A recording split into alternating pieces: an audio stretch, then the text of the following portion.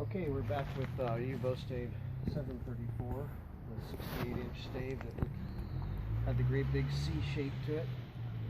When we started off, you saw in the first videos that when I discussed the condition of the stave and so on.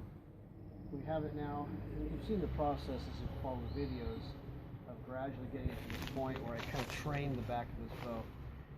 One could say, oh, you just jumped into cutting down the bow shape, but the bow had such an awful curvature to it that it was hard to contain it and maintain it, so I had to create it to where it was workable.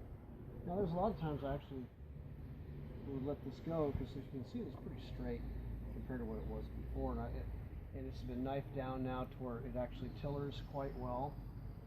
It's got some flexibility in the limb, as you can see here. And so what I'm going to do is I'm going to pin this down. I have a 1-inch block and a 1/4-inch shim. Yeah, just kind of film in on that, Nathan, see what's happening here. And I don't have it on center on purpose because of the status of here.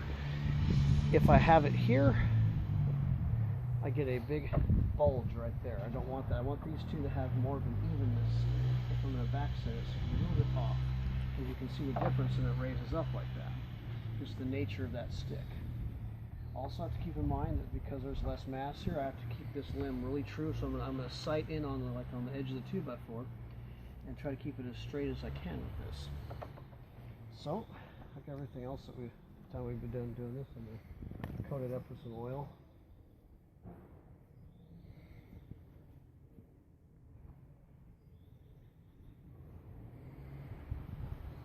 This is the oil you've seen me use time and again.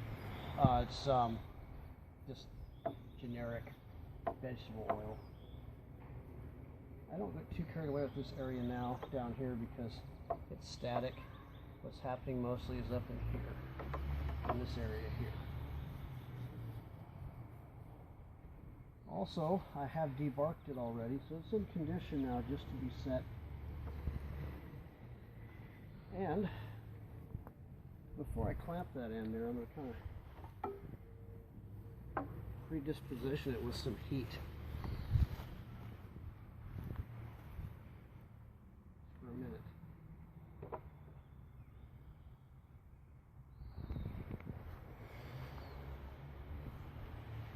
But heating up these limbs is a little different than heating the limb is a little different than, say, steaming. When you heat the limb this way, you're actually tempering the wood in the same process. When you steam wood, you're adding moisture and making it more pliable. In this case, the only reason I'm having moisture on here is to keep the wood from cracking, splitting, burning. But the oil actually acts as a heat conductor. It gets extremely hot like you would in cooking. And of course, it does prevent too much immediate burning of the fibers. But in ancient times, early times, they would take a pole or a U-stave and they would hold it over a fire directly with no oil on it. They would just bang on it and shape it that way, temper it. In a way, this is similar to that, where we're just getting it really hot, directly hot, and using the oil as a heat catalyst. And in just a second here, I'm going to pin it down with that clamp. And then I'm going to continue to get it really hot for a while. We're going to let it cool, and I may let this bow set for a week before I continue the next phase, because I really want this back set to be permanent in there.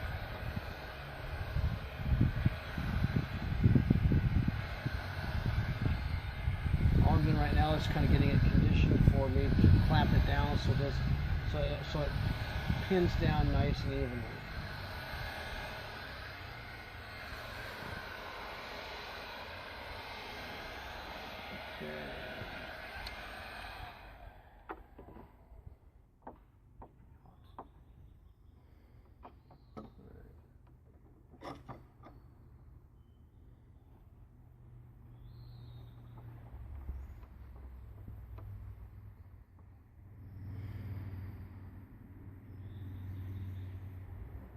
Sound good? There.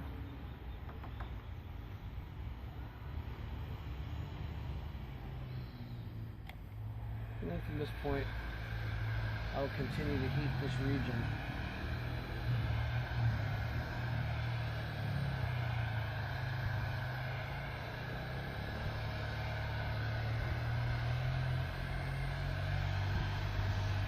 sort of like as a, in a sense, what an oven might do in a field manner.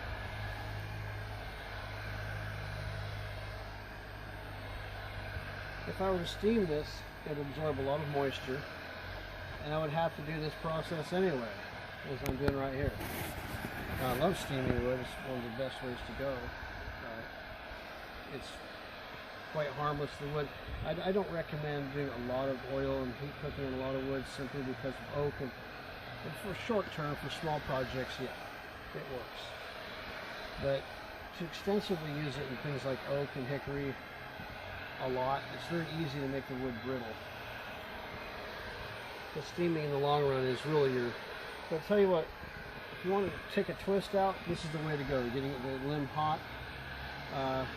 That was successful in 719, as you saw, and of course many other bows have done that with. Anyhow, I'm going to cut this short. I'm going to continue doing this, and most likely the next time you see this bow, it'll be removing it from here. Probably about a week, if I'm estimating. And I'm just getting it cooking in this shape. Alright, I'll catch you guys later.